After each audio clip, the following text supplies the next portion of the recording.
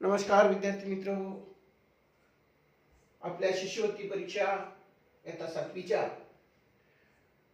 विषय मराठीमधील दुसरा जो प्रश्न नमुना असतो तो असतो वृत्तपत्रातील जाहिरातीवर व बातम्यावरील आधारित प्रश्न। पहिल्या व्हिडिओमध्ये आपण पाहिलं की उतारा येतो आणि उतार्यावर आधारित प्रश्न येतात। तिथे 3 प्रश्न होते, 3 प्रश्नाचे 6 गुण। तसंच या ठिकाणी सुद्धा आपणास जाहिरात येते किंवा उतारा येतो आणि त्यावर सुद्धा आधारित 3 प्रश्न येतात। तर विद्यार्थी मित्र हो, या ठिकाणी जो 2018 ला एक बातमी आलेली पेपरमध्ये आणि त्या बातमीवर आधारित कशा प्रकारे प्रश्न येतात त्याचा नमुना या ठिकाणी मी तुम्हाला समजावून सांगतो। हे करण्याचं कारण काय, तर तुमच्या मनातली भीती निघून गेली पाहिजे। तुम्हाला असं वाटतं ना की 45 विद्यार्थ्यांपैकी 10 विद्यार्थ्यांनीच आपल्याला फॉर्म भरायला कागदपत्रे जमा केलेली आहे, बाकीचे विद्यार्थी आपण नापास झालो तर हा प्रश्न घेऊन बसलेले आहे। म्हणून पास होणं किती सोपं असतं त्याचा मी नमुना या ठिकाणी व्हिडिओच्या माध्यमातून देतो आहे। बघा, 2018 ला आलेला हा प्रश्न आहे। यावर आधारित एकतर आपल्याला बातमी येते किंवा वृत्तपत्रामध्ये जाहिरात येते। ठीक आहे, तर तुम्हाला बातमी माहिती आहे आणि जाहिरात म्हणजे काय असतं ते माहिती आहे। तर इथं बातमी अशी आहे, राष्ट्रीय स्मारकामध्ये प्लास्टिक बंदी। या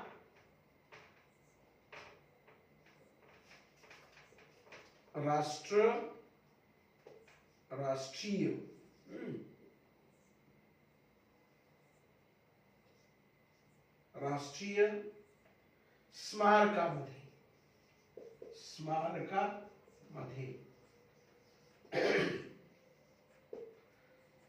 प्लास्टिक बंदी।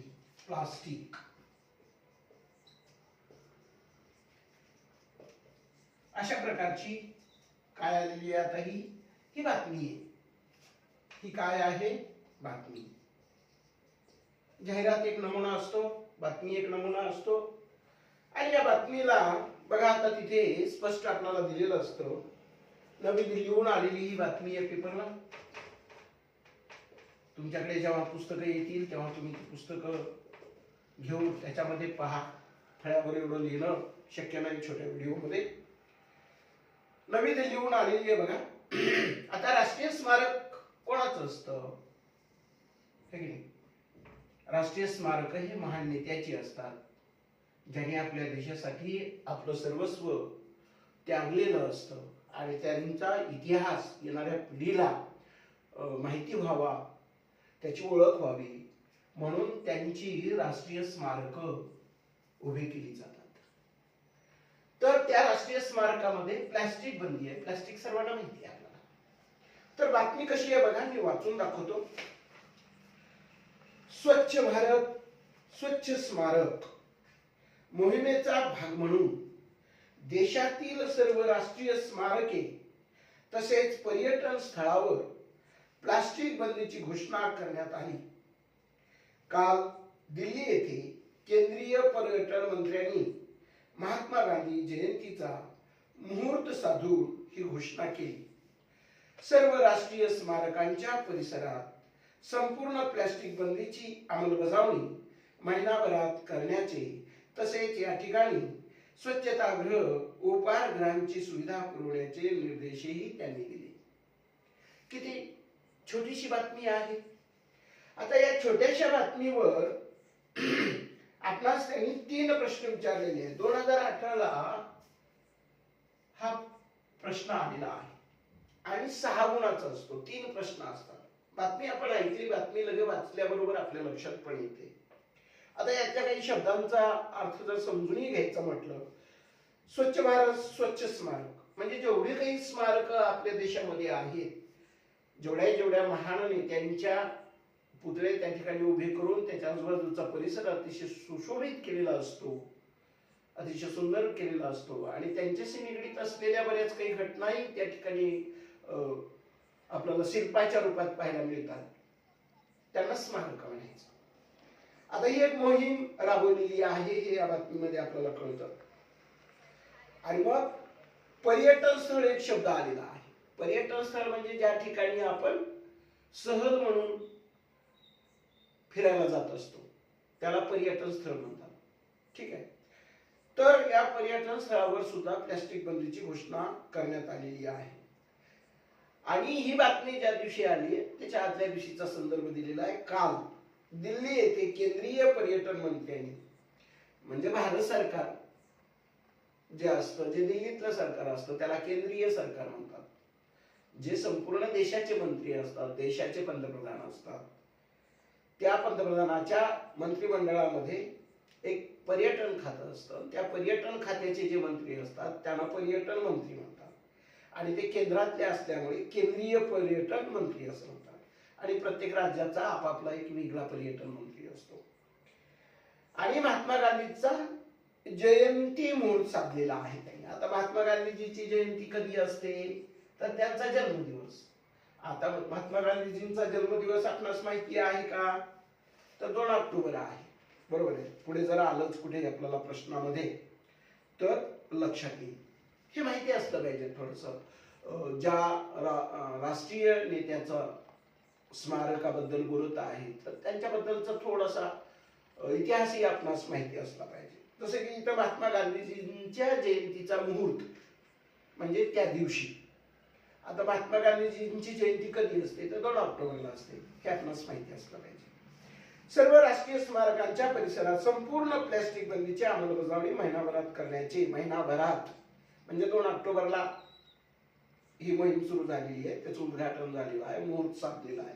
आणि त्या महिनाभरामध्ये तो महिना संपण्याच्या अगोदर करण्याचे. तसेच या ठिकाणी स्वच्छतागृह, स्वच्छतागृह म्हणजे ज्या ठिकाणी इंटरव्हलला जाता येईल, टॉयलेटला जाता येईल असं ठिकाण म्हणजे स्वच्छतागृह असतं. आणि उपहारगृह, उपहारगृह म्हणजे ज्या ठिकाणी नाश्ता, पाणी अशा गोष्टी आपल्याला म्हणजे एक प्रकारचा हॉटेल याची सुविधा पुरवण्याचे निर्देश त्यांनी दिले. निर्देश देणे म्हणजे सूचना केल्या. आता अधिकारी लोक ते काम करत असतात. यावर आधारित पहिला प्रश्न आलेला आहे बघा. प्रश्न पहिला मी आता लिहित नाही, ठीक आहे, किंवा लिहित आलं तर लिहितो. पण आता हे साफ करतो. छोटा आपला फळा आहे त्याच्यामध्ये केवळ आणि केवळ तुमच्यासाठी चा उपक्रम असल्यामुळे आपला फळाही आपण छोटासा ज्या वस्तू आपल्याकडे उपलब्ध आहेत त्याचाच उपयोग करून आपण हे बनवत आहोत. आपला कुठला हेतू नाही की युट्यूबवर व्हिडिओ सर्वांनी लाईक करावे त्यातून मला पैसा मिळावा असा बिलकुलही त्याचा अर्थ नाही. ठीक आहे. प्रश्न पहिला असा आहे आपला, प्लास्टिक बंदी हा कोणत्या मोहिमेचा भाग आहे? प्लास्टिक बंदी, प्लास्टिक बंदी हा कोणत्या मोहिमेचा भाग आहे? आता त्यामध्ये पर्याय आपल्याला दिलेले आहे. स्वच्छ भारत. बघा इथं खूप गफलत होऊ शकते आपली, म्हणून आपल्याला बातमी मधली मोहीम वाचावी लागते आणि ती शोधावी लागते. स्वच्छ भारत सुंदर भारत असं एका मोहिमेचं नाव आहे. दुसऱ्या मोहिमेचं नाव आहे स्वच्छ भारत, स्वच्छ भारत स्वच्छ स्मारक, स्वच्छ स्मारक. तिसरा ऑप्शन दिलेला आहे, पर्याय दिलेला आहे स्वच्छ भारत आमचा भारत. स्वच्छ भारत आमचा भारत. आपण कुठल्या देशात राहतो म्हणून आमचा भारत. स्वच्छ स्मारक, स्वच्छ पर्यटक. चौथा पर्याय आपल्याला दिलेला आहे स्वच्छ स्मारक, स्वच्छ पर्यटक, स्वच्छ पर्यटक. ठीक आहे. आता बघा बरे, या प्रश्नाचं उत्तर किती सहजपणे आपल्याला देता येईल, कारण याची माहिती आपल्याला त्या बातमीमध्येच दिलेली आहे. परत मी तुमच्याकडे पुस्तक आता नसल्यामुळे ती बातमीची सुरुवात वाचतो. उत्तर तुम्ही लगेच 0 सेकंदामध्ये सुद्धा सांगू शकता. नवी दिल्लीहून आलेली बातमी आहे, स्वच्छ भारत स्वच्छ स्मारक. कोणती मोहीम आहे? स्वच्छ भारत स्वच्छ स्मारक. म्हणजे ऑप्शन नंबर 2 आहे हे उत्तर आहे. सोपं आहे की नाही बरं? किती सोपं आहे हो. पण घाबरतात, उगीच मनामध्ये काहीतरी ठेवतात. समजून घेऊन थोडस आपण जर प्रश्नाच्या पर्यायाचा विचार केला तर उत्तर आपल्याला सहजपणे देता येतात. ठीक आहे, 2 गुण झाले. आता दुसरा प्रश्न असा विचारलाय, मोहिमेअंतर्गत कोणत्या सुविधा पुरवण्याचे निर्देश दिले गेले? सुविधा पुरवण्याचे, सुविधा, ठीक आहे, शॉर्ट मध्ये लिहा तुम्ही. सुविधा पुरवण्याचे निर्देश दिले गेले. केंद्रीय मंत्र्यांनी, पर्यटन मंत्र्यांनी या मोहिमेबरोबरच या ठिकाणी कोणत्या सुविधा देण्याचे निर्देश त्यांनी दिलेले आहेत तर ते आता ऑप्शन नंबर मध्ये आपल्याला कळेल. ऑप्शन नंबर मात्र इथं वेगळ्या स्वरूपात दिलेली आहे. अ, स्वच्छतागृह, स्वच्छतागृह. दुसरं ब दिलेला आहे, ब, उपाहारगृह.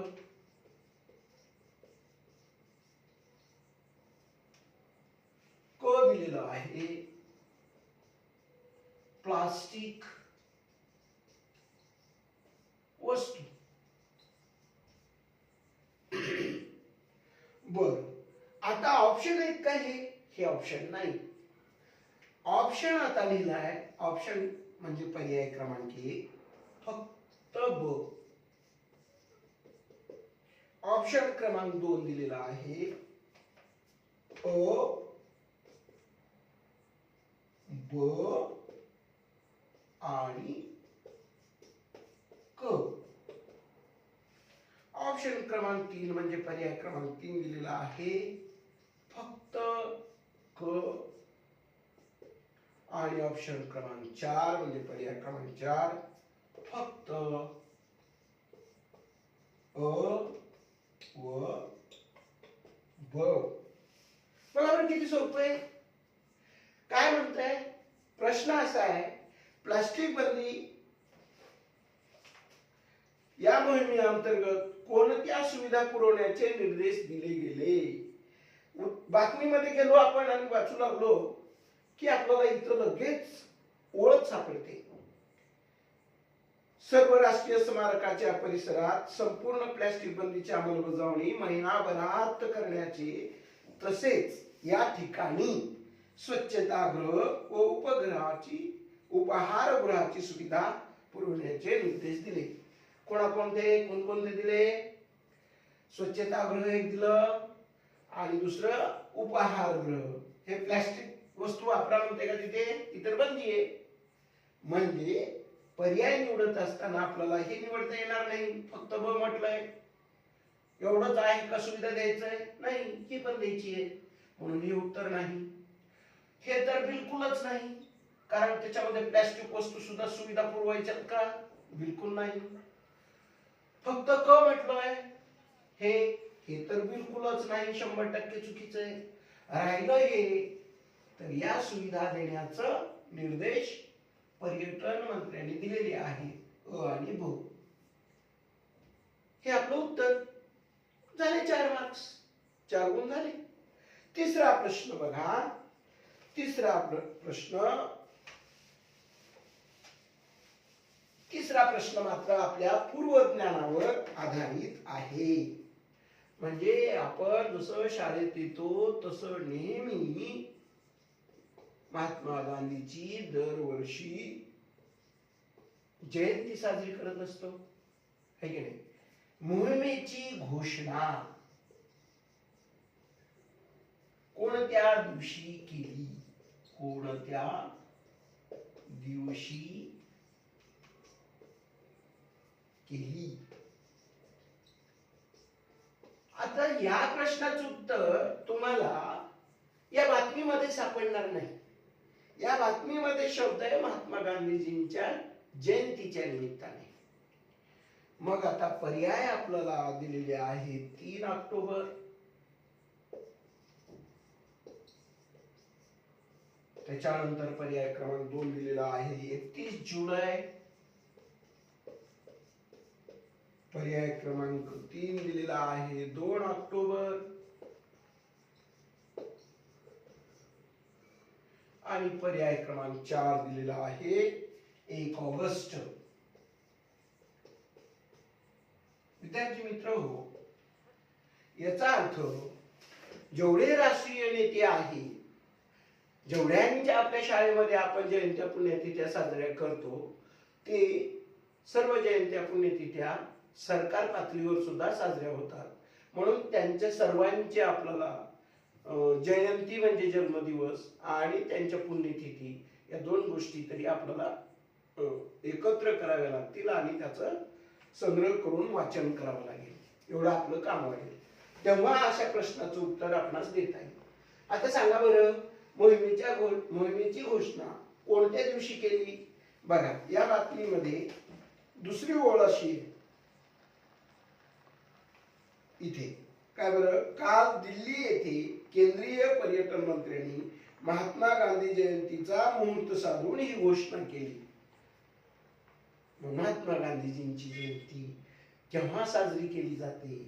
तर निश्चित असं उत्तर असतं आणि हे मात्र आपल्याला माहित असलंच पाहिजे, तरच याचं उत्तर आपल्याला देता येतं, नाहीतर हे 2 मार्क्स जाण्याची शक्यता असते.